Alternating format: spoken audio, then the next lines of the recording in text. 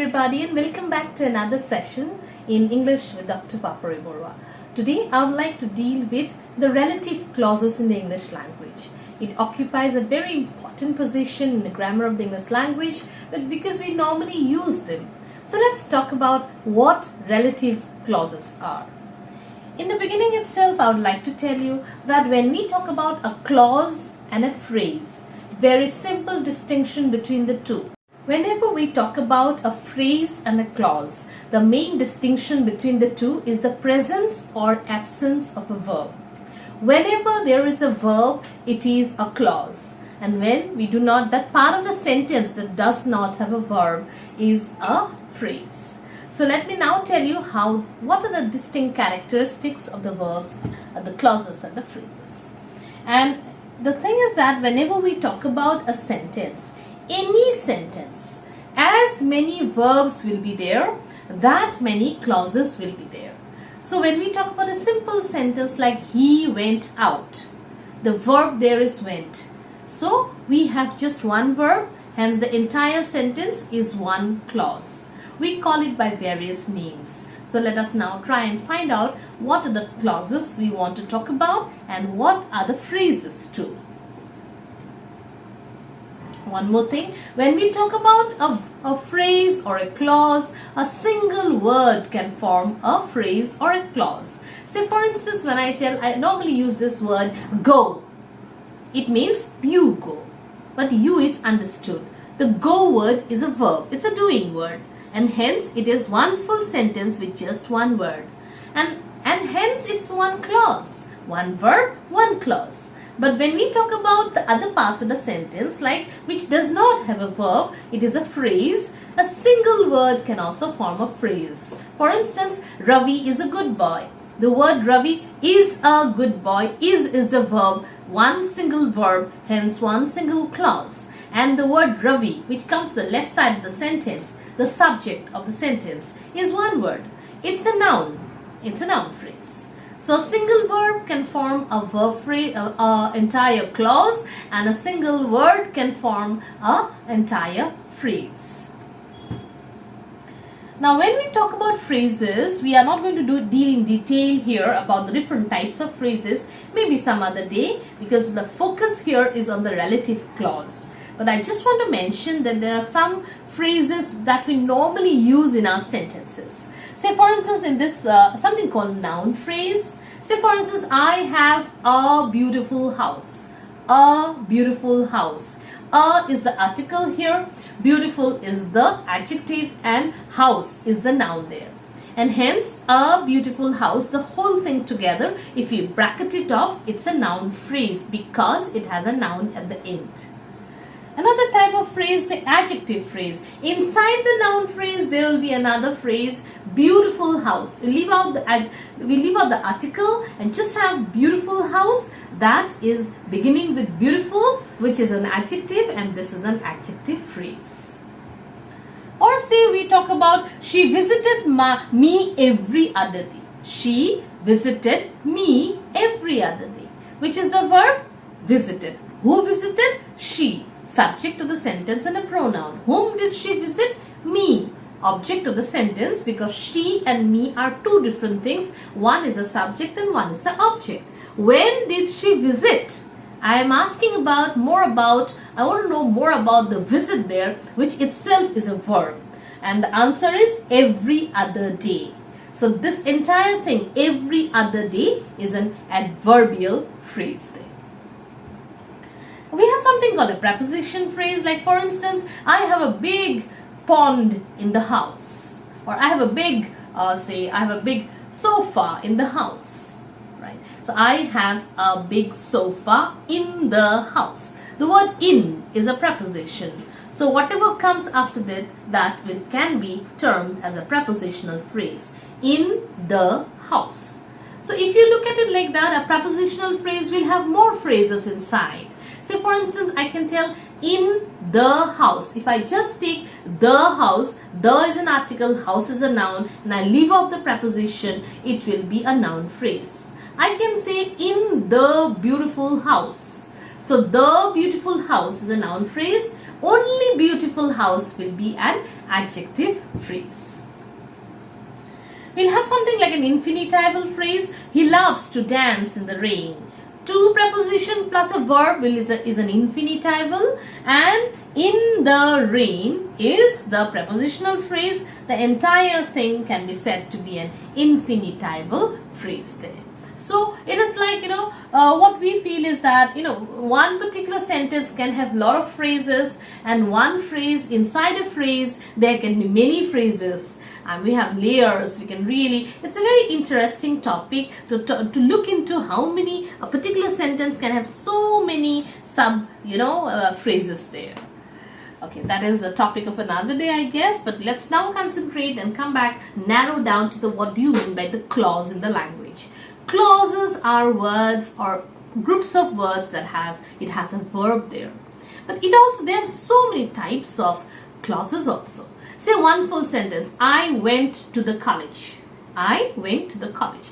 It gives a full meaning. It doesn't have to depend on any other thing to complete the meaning of the sentence. Hence, it is the main clause, or you can say it is a independent clause. It can stand on its own.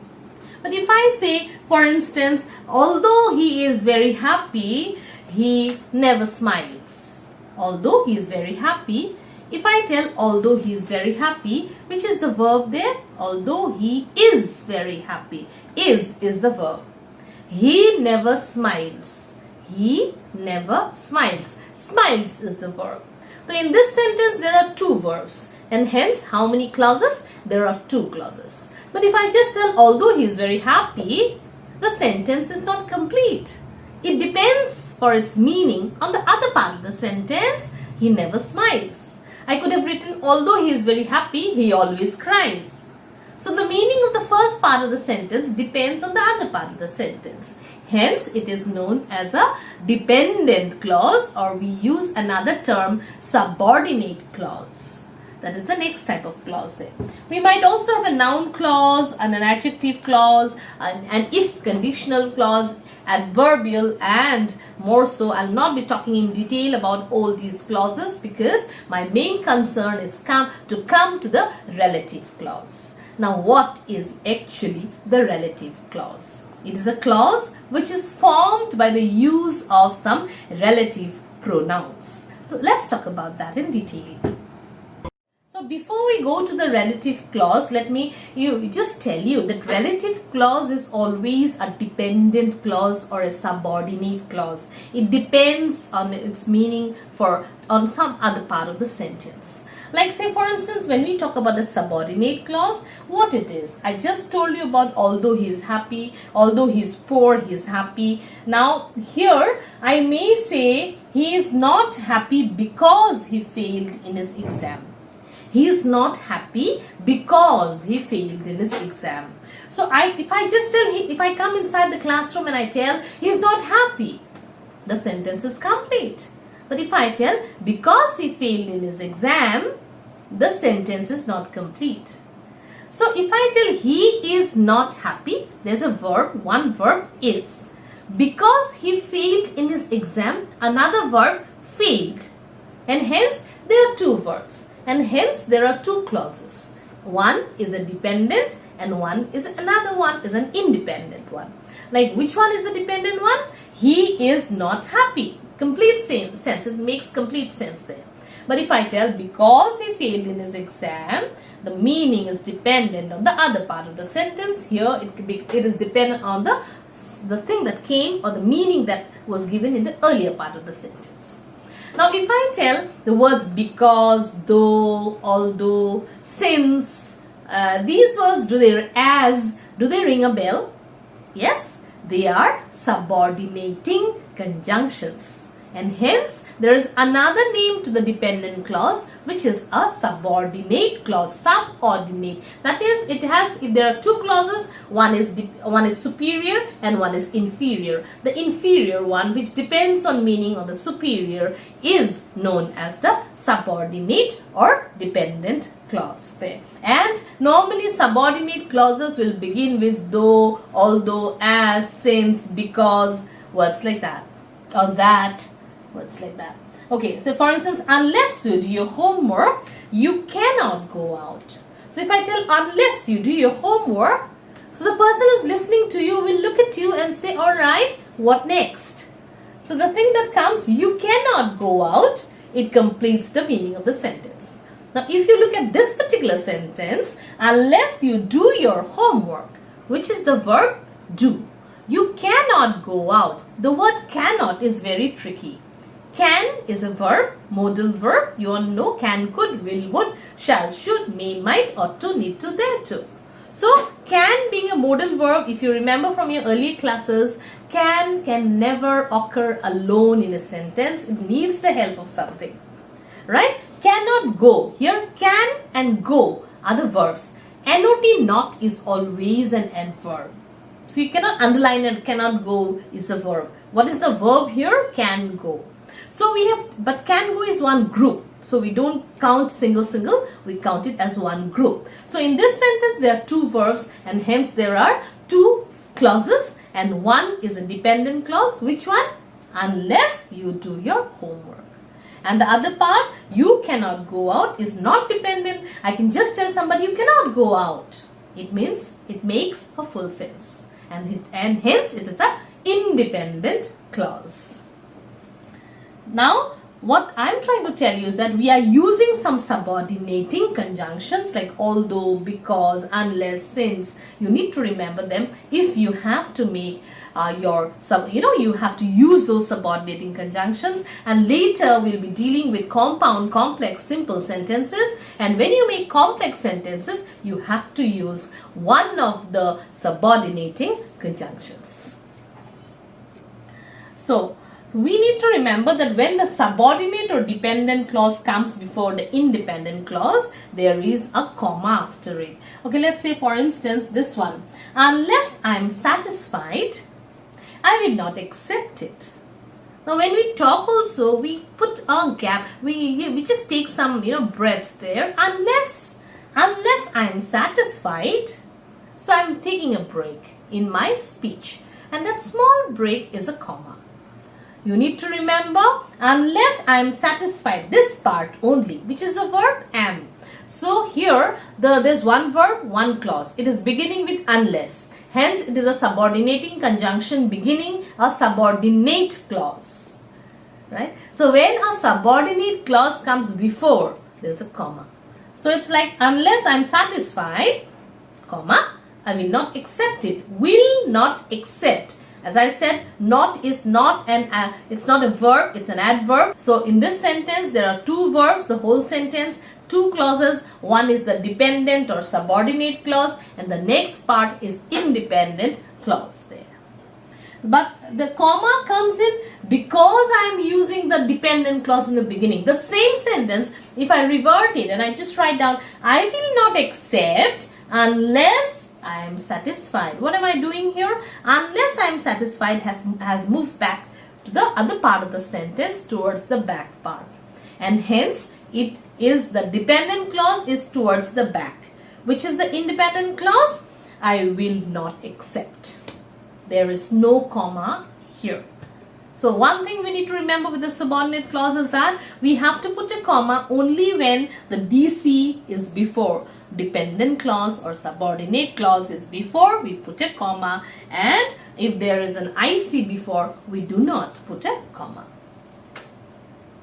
Now let us come to the main topic, relative pronoun and relative clause. It's a pronoun, who, which, whoever, right? See, that, which, whom, whoever, whomever. These words, if they are used to talk about something else, they become relative. It relates back to somebody else. Like he is the brother who went to the US long time back. So the word who is talking about my brother. Right? So that particular word is relating back to the brother. And hence it is a relative pronoun. So we join two sentences with them. He is, for instance, I can say he is my brother, full stop. He stays in the US, full stop. And I want to bring both the sentences together. So I can tell he is my brother who stays in the US. The word who is joining the two sentences. Relative pronouns join the two sentences. Say, it gives us more information like this is the boy, he was sleeping in the class. So if I join them together, I can tell this is the boy who was sleeping in the class. So you know which boy are you talking about? The boy that was sleeping in the class. Now relative pronouns can be used like we have who and whom. Normally they are used for people, which is used for thing, and that is used both for people and things. Now let us have some uses of the relative pronoun there, and which will later become the relative clause, as you'll see now there. For instance, it makes clear one very important purpose of a relative clause is that it makes clear which person or thing we are talking about. Number one, say for instance, this is the man who fainted with joy. So this is the man. I can tell this is the man. It's a full sentence actually, but I want to talk particularly about that particular person, and hence I refer to it who fainted with joy. Right? In this sentence, this is the man, which is the verb is. I've underlined it for you. And who fainted with joy. So which is the verb fainted. As I said, we need to remember for every verb there will be a subject. Without a subject, a word is not a verb. For the subject, this is the man. It's beginning with this. What is the subject will be the man. But who fainted with joy? Here fainted is the verb, and hence if I ask you which one is the subject, WHO who, which is a pronoun, and pronoun can be the subject of the sentence.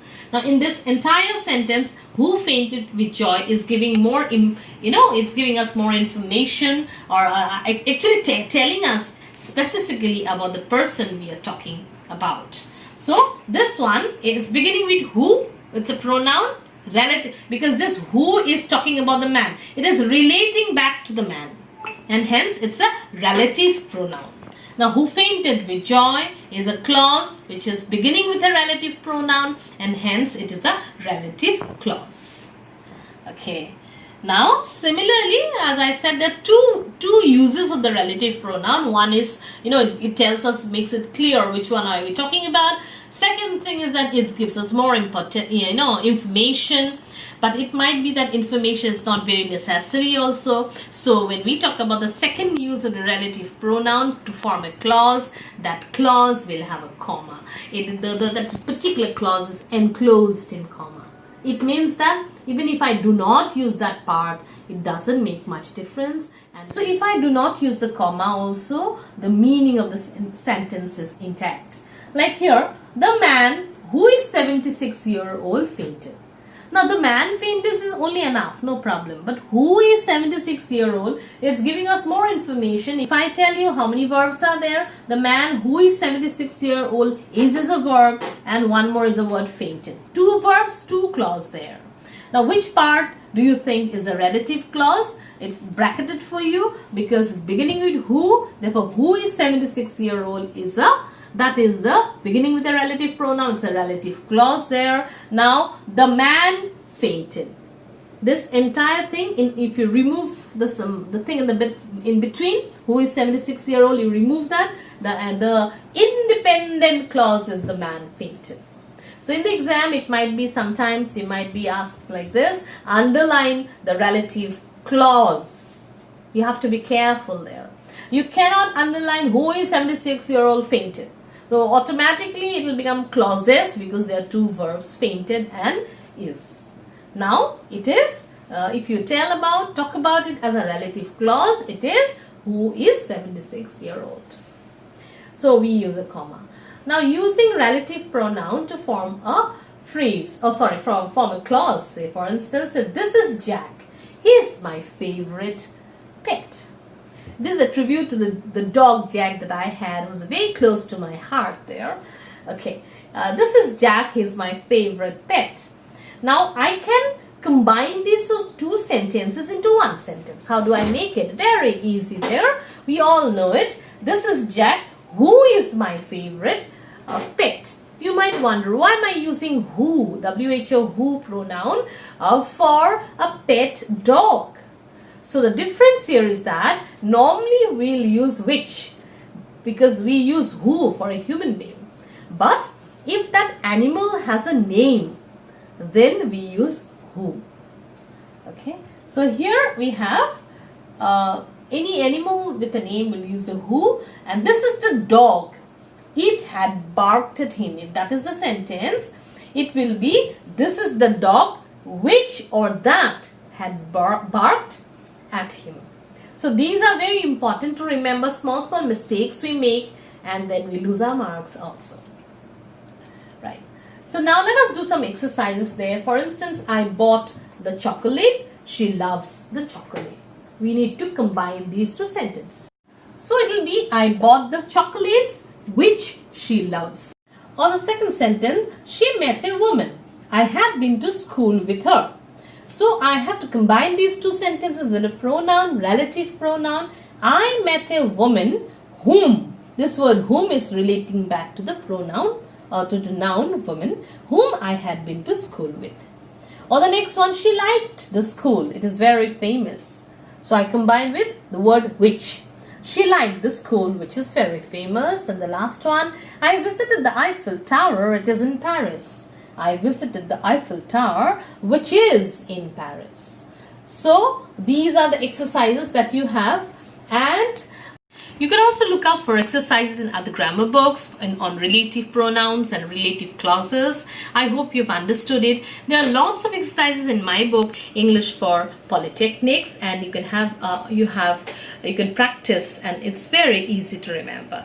I hope it was an interesting session. You loved it and you enjoyed it, and of course, I guess everything about relative pronouns is clear. Thank you so much for watching, and let's wait for the next video.